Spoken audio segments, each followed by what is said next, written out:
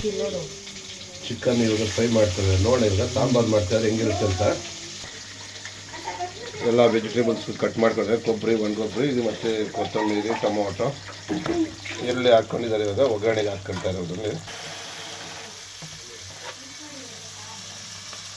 So ಹಾಕ್ಕೊಂಡಿದ್ದಾಗ ಕೊಬ್ಬರಿ, ಒಣಕೊಬ್ಬರಿ ಮತ್ತು ಕೊತ್ತಂಬರಿ, ಟೊಮೊಟೊ, ಬೆಳ್ಳುಳ್ಳಿ ಇವೆಲ್ಲ ಹಾಕ್ಕೊಂಡಿದ್ದ ರೋಸ್ಟ್ ಮಾಡ್ತೀವಿ.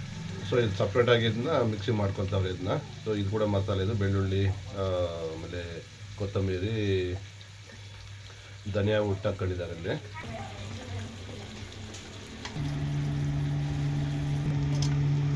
ಆಗೋಯ್ತು, ಪುಡಿ ಆಗೋಯ್ತು. ಇವಾಗ ಮಿಕ್ಸಾಗಿ ಹಾಕ್ಕೊಂಡಿದ್ದಾರೆ ಇದನ್ನ. ಆಗ ಹಾಕ್ಕೊಂಡ್ರೆ ಅದಾದ ನಂತರ ಇವಾಗ ಚಿಕನ್ ಹಾಕ್ತಿದ್ರು ಇವಾಗ. ಸೊ ಚಿಕನ್ ಎಲ್ಲ ಮುಗಿತಿದ್ವಿ, ಚಿಕನ್ ಹಾಕಿದ್ರು ಈಗ. ಸೊ ಇದನ್ನ ಈಗ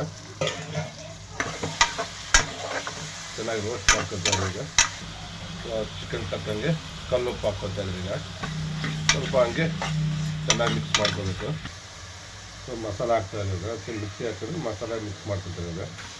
ಹಾಕೊಂಡು ಒಂದ್ಸರಿ ಚೆನ್ನಾಗಿ ಮಿಕ್ಸ್ ಮಾಡ್ಕೊಂಡು, ಸೊ ಖಾರಕ್ಕೆ ತಕ್ಕಂಗೆ ನಮ್ಗೆ ಎಷ್ಟು ಬೇಕೋ ಅಷ್ಟು ನೀರು ಹಾಕ್ಕೊಂಡು ನೀಟಾಗಿ.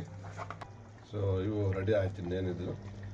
ಸೊ ಫುಲ್ಲೆಲ್ಲ ಕುದೀತಾ ಇದ್ದಾವೆ. ಸೊ ರೆಡಿ ಆಯಿತು ಇಲ್ಲ. ಸೊ ಇವಾಗ ಸೌತೆಕಾಯಿ, ಈರುಳ್ಳಿ ಮತ್ತು ನಿಂಬೆಹಣ್ಣು ಕೂಡ ರೆಡಿ ಕಟ್ ಮಾಡ್ಕೊಂಡಾಯ್ತು. ಹಾಕಿದ್ದು ರೆಡಿ ಆಗಾಯ್ತು. ಸೊ ಚಿಕನ್ ಇವಾಗ ರೆಡಿ ಆಗೋಯ್ತು. ಬಿಸಿ ಬಿಸಿ ಮುದ್ದೆ, ಆಮೇಲೆ ಜೊತೆಗೆ ಸೌತೆಕಾಯಿ, ಈರುಳ್ಳಿ ಮತ್ತು ನಿಂಬೆಹಣ್ಣು.